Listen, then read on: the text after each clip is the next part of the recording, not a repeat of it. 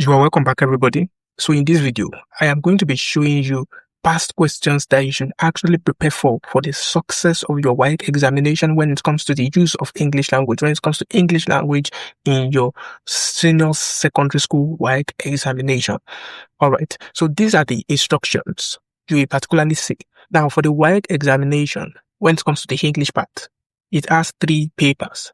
All right, so we are going to be looking at the first paper, which I call the paper 1, which is the objective test. All right, so listen to these instructions. The moment you collect your question in the exam hall, the first thing you want to do is that you want to read the instructions. So the first instruction says this paper consists of 20 multiple choice questions. Now, why is it written as 20 here? I have written it as 20 because I only brought out 20 questions that I want you to give attention to, that have always been repeated every year, year after year. So the number of questions you have to answer in the exam hall will be written there instead of 20. Instruction 2. Each question is followed by 4 options, letter A to D. That is, you have letter A, letter B, letter C, and letter D to choose as part of the option. 3. Find the correct option for each question and shade in pencil with answer space, which bears the same letter as the option you have chosen on your answer sheet. Please note, you are not to tick with your pen. You are to tick with your pencil, your 8B pencil. Instruction 4. Think carefully before you shade. Erase completely any answer you wish to change. Also, do not erase your answers at the end of the examination. And also, each question carries 1 mark each. Now, let's dive right into the video now. So, this is a test on grammar and usage. All right. So, I'm going to be reading out these questions to you. And before I tell you the answers, I want you to pick the answer yourself and give answer to it. I'm going to be telling you the correct answers and why the remaining options are actually wrong. Now, let's read together. Neither the manager, please know this, you need to know those words. Neither the manager nor the employees dash aware of the new policy. Option A was. Option B were. Option C have been. And option D is. Now you need to think critically. Now these 2 words that I just highlighted with the employees, you need to give attention to them. As a matter of fact, every word in your question, you need to give answer to it. Now, if I may ask you, what do you think the correct option is? Neither the manager nor the employees dash aware of the new policy. Is it was, were, have been, or is? The correct option is B, were. All right, this is the correct option. Why is it the correct option? This sentence uses the correlative conjunction neither, nor. The rule is that when 2 subjects are joined by neither or nor, the verb agrees with the subject that is closest to it. The subject closest to the verb is the employees, which is plural. So the verb must be plural. Where? Do you understand that? So why is was wrong? Was is a singular and would only be correct if the subject closest to the verb were singular. For example, neither the employees nor the manager was aware would be correct because manager is singular and it is the closest. Now, why is have been also correct, also wrong? Have been is present perfect tense. The sentence describes a state at a specific past or general time, not an action completed recently. It also does not agree with the singular nearest subject rule properly in this construction. And we also have is. Now, is also wrong. Why? It is a singular present tense. It falls on 2 counts. It does not agree with the plural subject, employees, closest to it. And the context of the sentence does not call for present tense. Do you understand that? So the correct answer is where. Let's talk about the question 2. The committee has submitted dash report to the board. The committee has submitted dash report to the board. Option A, there. Option B, it's. Option C, is. Option D. Now, the correct option here is it's. Why is it correct? Committee. This word committee, all right, you see I've highlighted it. This word committee is a collective noun. In former British and West African examination, that is your WAEC now, when a collective noun acts as a single unified body performing one action, it takes a singular verb and a singular pronoun. Please note that. Since the committee submitted one report as a unit, the possessive pronoun must be singular, which is It's. Do you understand that? Now, let's talk about the other options here. Why is they are wrong? All right. Now, it is wrong because there is a plural pronoun. While it is acceptable in formal American English, all right, but WAEC, remember, WAEC is following the British pattern, the British English. It follows a formal conversation where a collective noun acting as one unit takes singular pronoun. There, in this context, would imply individual members submitted separate reports. Now, let's talk about is also. The option C is. Why is that also wrong? Is a masculine singular possessive pronoun. It implies the committee is a specific male individual, which is incorrect. A committee is an institution, not a gendered person. Do you get that? Now, we have option D, which is her.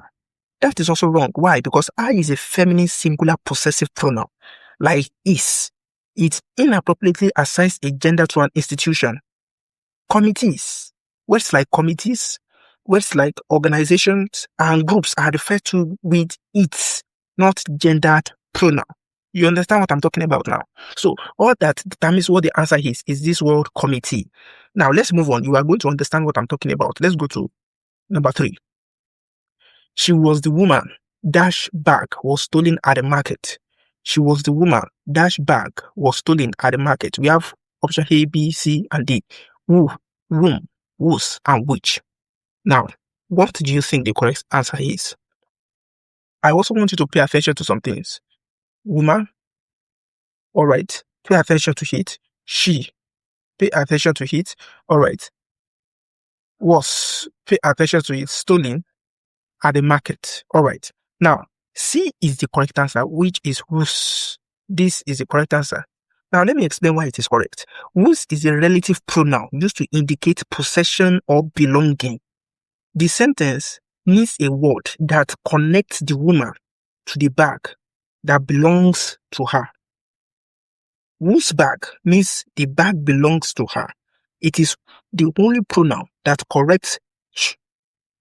It is the only pronoun that correctly shows the possessive relationship between the woman and the bag. I hope you understand that. Now, let us talk about the option A, who. All right, let us talk about why it is wrong. It is wrong because who is a subject relative pronoun used when referring to a person performing an action. You understand? Now, B also. It is also wrong. Whom. It is wrong. It is wrong. Where is it wrong? Whom is an object. It is an object relative pronoun used when the person is the receiver of an action. I hope you are following me. Now, we also have which. That is option D. Now, when we say which is used for things or animals, not for people. Please note that. Even if it could show possession, as in whose for object, it is never correctly used to refer to a person. So, the woman which bag is completely wrong. So, the correct answer is whose. Question 4. By the time the doctor arrived, the patient dash.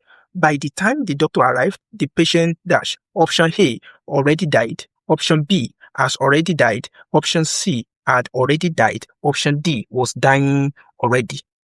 Now, reading this, what do you think is the correct answer?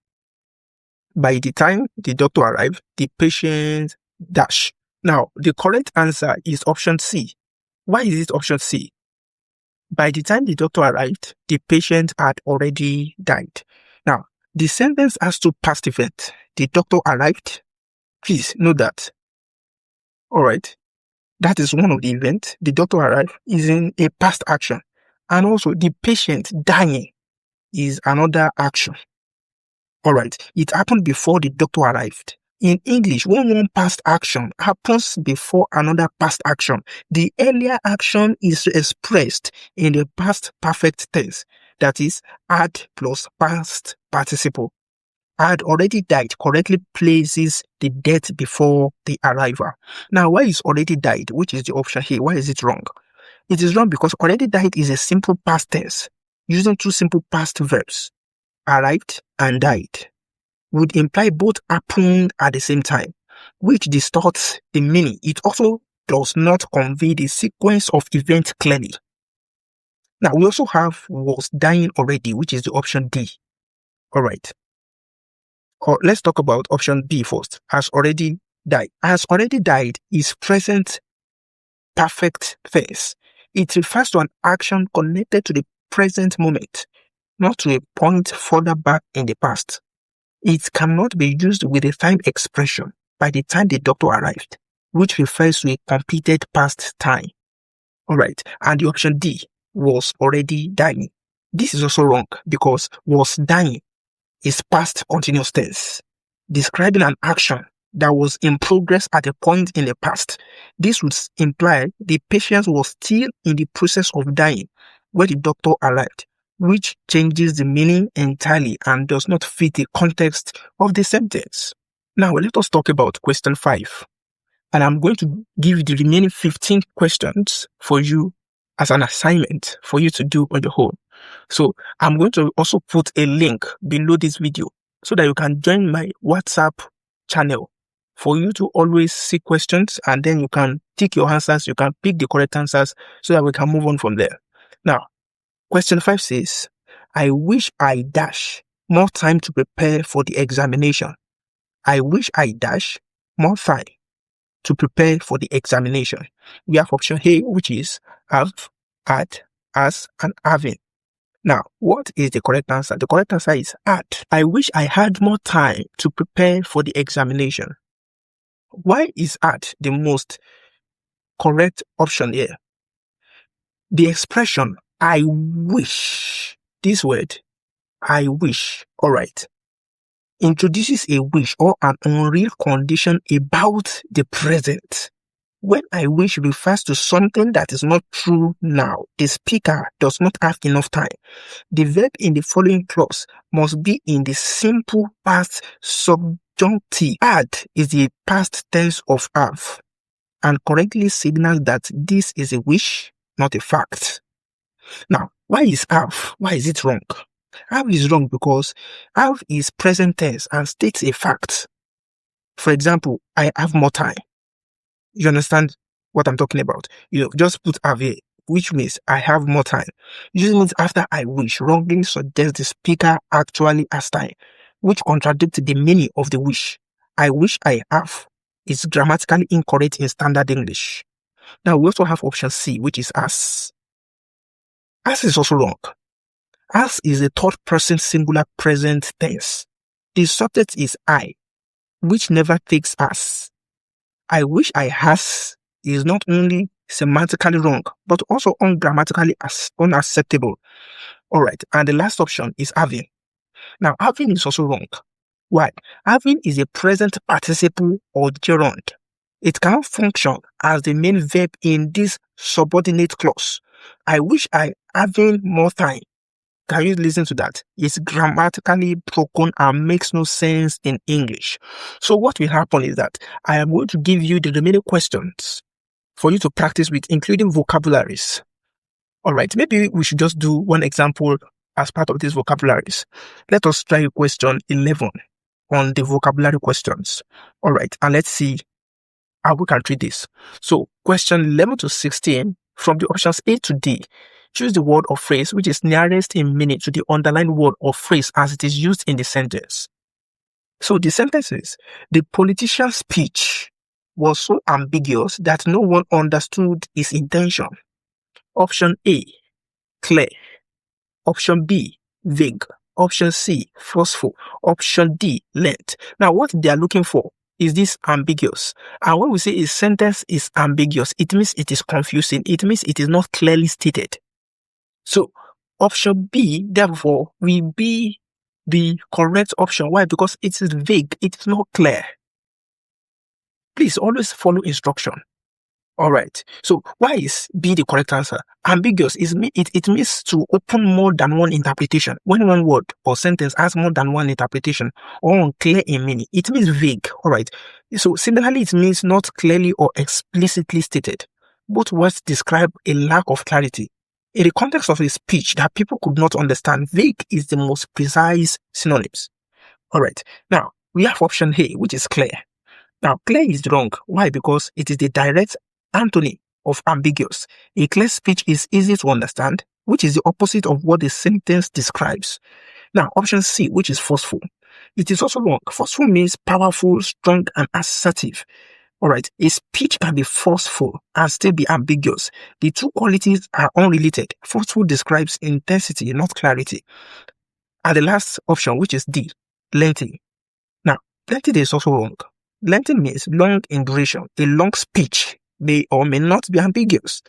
The two qualities have nothing to do with each other. The sentence is about clarity of meaning, not length. So I'm going to give you other questions to practice with, and I want you to put your answer in the comment section. So if you are correct, I will tell you, and if you are wrong, I will also correct you. So I will see you in the next video. Bye for now.